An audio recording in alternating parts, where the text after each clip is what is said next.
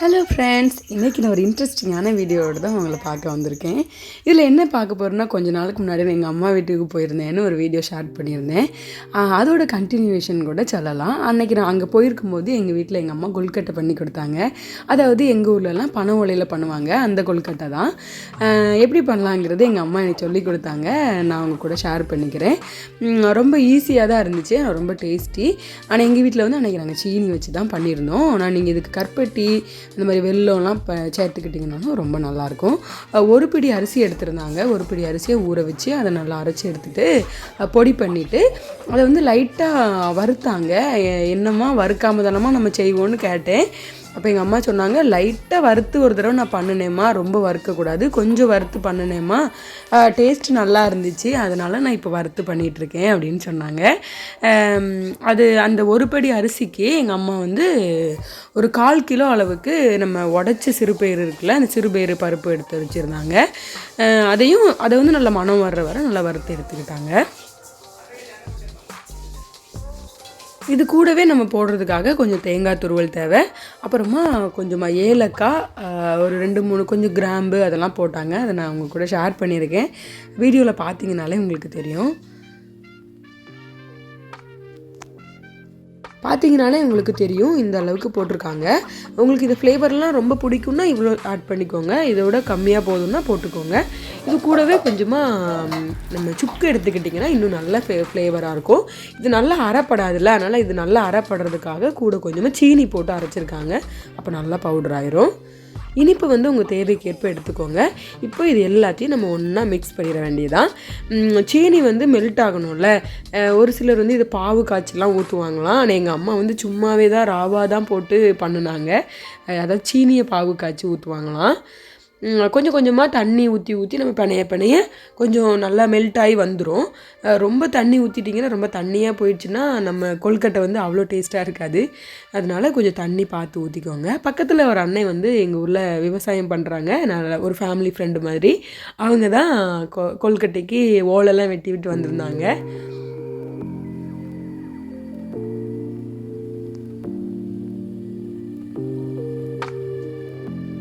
இந்த ஓலையில் பண்ணுறது ஒரு நல்ல ஒரு ஸ்பெஷல் தான், ரொம்ப டேஸ்டியாக இருக்கும், ஹெல்த்தியும் கூட.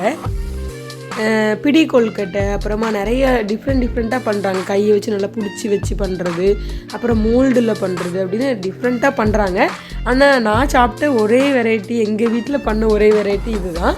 பிடி கொழுக்கட்டைலாம் சாப்பிட்ருக்கேன் நான் வந்து ஸ்கூல் காலேஜ் டேஸ்லலாம் எங்கள் ஃப்ரெண்ட்ஸ்லாம் கொண்டு வருவாங்கல்ல, அப்படி நான் சாப்பிட்ருக்கேன்.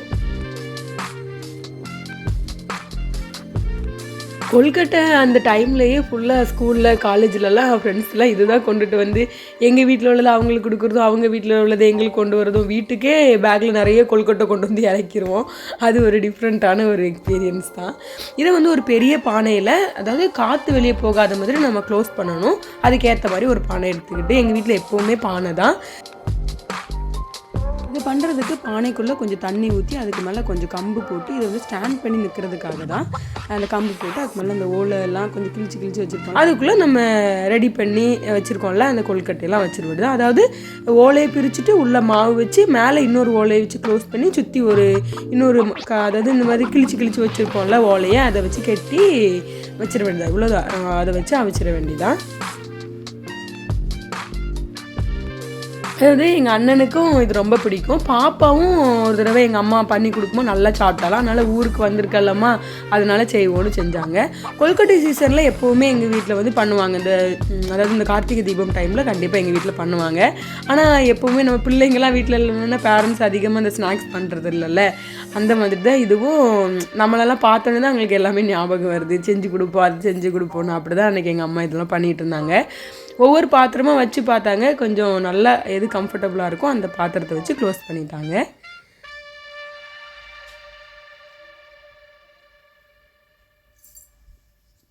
அடுப்பில் வச்சு தான் எங்கள் அம்மா பண்ணினாங்க. நம்ம ஊரில் தான் நிறையா விறகு இருக்குல்ல, அப்புறம் நம்ம கேஸ் அடுப்புலலாம் மோஸ்ட்லி இது வைக்க மாட்டாங்க. ஏன்னா இது ரெடியாக கொஞ்சம் டைம் ஆகுங்கிறதுனால விறகு அடுப்பில் தான் வச்சு ரெடி பண்ணாங்க. கொழுக்கட்டைனாலே எங்கள் பாட்டி தான். எங்கள் பாட்டி வீட்டில் வந்து எப்படி சொல்லலாம்னா, எங்கள் பாட்டி இருக்கிற வரை, அதாவது நானும் ஒரு சின்ன வயசில் இருக்கிற வரைக்கும், எங்கள் பாட்டியால் நல்லா முடிஞ்ச வரைக்கும் எல்லாருமே எங்கள் வீட்டிலேருந்து பாட்டி வீட்டுக்கு போயிடுவோம். பாட்டி வீடு எங்கள் வீடு ஊருக்குள்ளே தான். நாங்கள் ரோட் சைடில் இருக்கோன்னா எங்கள் பாட்டி வீடு ஊருக்குள்ளே இருக்குது. அப்போது இந்த மாதிரி கார்த்திகை தீபம் டைம்லலாம் கண்டிப்பாக நான் எங்கள் பாட்டி வீட்டில் தான் இருப்போம் எல்லாருமே. எங்கள் வீட்டில் எல்லாருமே, அதாவது எங்கள் அண்ணன், எங்கள் அம்மா, நான் எல்லாருமே போயிடுவோம். எங்கள் அப்பா வந்து அவங்க இந்த வேலை பண்ண மாட்டாங்கல்ல, நாங்கள் எல்லாருமே போய் உட்காந்து, அதாவது எங்கள் அம்மாவோட அம்மா அப்போ போய் உட்காந்து நாங்கள் தான் இந்த கொழுக்கட்டை பண்ணுறதுக்கு எல்லாமே. எங்கள் பாட்டி வந்து மாவு இடிச்சுலாம் எங்கள் பாட்டி கொடுத்துருவாங்க. உரலில் தான் இடிப்பாங்க, இடித்து கொடுப்பாங்க. ஒருத்தர் சலிக்கிறது, ஒருத்தர் வந்து இந்த மாதிரி வறுக்கிற ஐட்டத்தில் வறுக்கிறது, அந்த மாதிரி ரொம்ப பிஸியாக போகும். நல்லா ஜாலியாக இருக்கும். அதுக்குள்ளே மற்ற வீட்டிலலாம் அவிச்சிருந்தாங்கன்னா வீட்டுக்கு கொண்டுட்டு வருவாங்க, நல்லாயிருக்கும். அப்புறம் அதுக்கும் முன்னாடினா கொஞ்சம் அதோட நாங்கள் கொஞ்சம் சின்ன பிள்ளைங்களா இருக்கும், பாட்டி வீட்டில் வந்து கொஞ்சம் வருஷம்லாம் படிச்சிருக்கோம். அந்த மாதிரி டைம்லலாம் கொஞ்சம் பெரிய பிள்ளைங்களாலாம் இருக்கும்போதெல்லாம் எங்கள் பாட்டி வீட்டுக்கு எங்கள் சித்தி வந்து வருவாங்க. அதாவது எங்கள் சித்தி திருநெல்வேலியில் ஒரு சித்தி இருக்காங்க, அவங்க வந்து டீச்சராக ஒர்க் பண்ணிகிட்ருக்காங்க, வருவாங்க. அவங்க வராத டைமில் நாங்கள் இங்கேருந்து எங்கள் பாட்டி தந்து விடுவாங்க, நாங்கள் கொண்டுட்டு போவோம் பஸ்ஸில். அங்கே வந்து எங்கள் சித்திக்கு 2 பிள்ளைங்க இருக்காங்க, தங்கச்சி தம்பி. அவங்க கூடலாம் விளையாடலாம்ல, அதுக்காகவே நாங்கள் இங்கேருந்து போவோம், நல்லாயிருக்கும். அப்படி இந்த மாதிரி இந்த கொழுக்கட்டை வந்து ஒரு நல்ல ஒரு இதான். ஏன்னா இந்த கிராமப்புறங்களில் மோஸ்ட்லி கண்டிப்பாக இந்த ஓலையில் தான் அவிப்பாங்க. ஒரு சிலர் வேணால் இந்த பிடி கொழுக்கட்டை அந்த மாதிரி டிஃப்ரெண்ட்டாக ட்ரை பண்ணுவாங்களா இருக்கலாம். அந்த இது வந்து உள்ள கொஞ்சம் இந்த ஆவியெல்லாம் வெளியே போயிட்டு இருக்கிற மாதிரி தெரிஞ்சதுனால எங்கள் அம்மா ஒரு துணி வச்சு கவர் பண்ணி அந்த மாதிரி க்ளோஸ் பண்ணி வச்சாங்க, கொஞ்சம் ஆவி கண்ட்ரோல்டாக இருக்கட்டும்ங்கிறதுக்காக தான். இந்த ஓலையில் தான் இருக்கும்.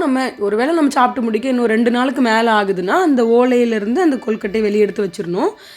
இல்லாமல் நம்ம சும்மா அப்படியே வச்சுருந்தோன்னா அந்த ஒரு மாதிரி உள்ள இந்த ஒரு மாதிரி இருக்கும்ல, ஒரு மாதிரி நூல் இழுக்கிற மாதிரி, அந்த மாதிரி ஆயிரும். அதனால் இல்லை ஃப்ரிட்ஜு வீட்டில் இருக்குங்கிற பட்சத்தில் ஃப்ரிட்ஜிலே நம்ம எடுத்து இது ஆறுனதுக்கப்புறமா ஸ்டோர் பண்ணி தேவைப்படும் போது கூலிங் போகிறதுக்காக முன்னக்கூட்டியே வெளியே வச்சு சாப்பிட்டாலும் இன்னும் டேஸ்ட்டாக தான் இருக்கும்.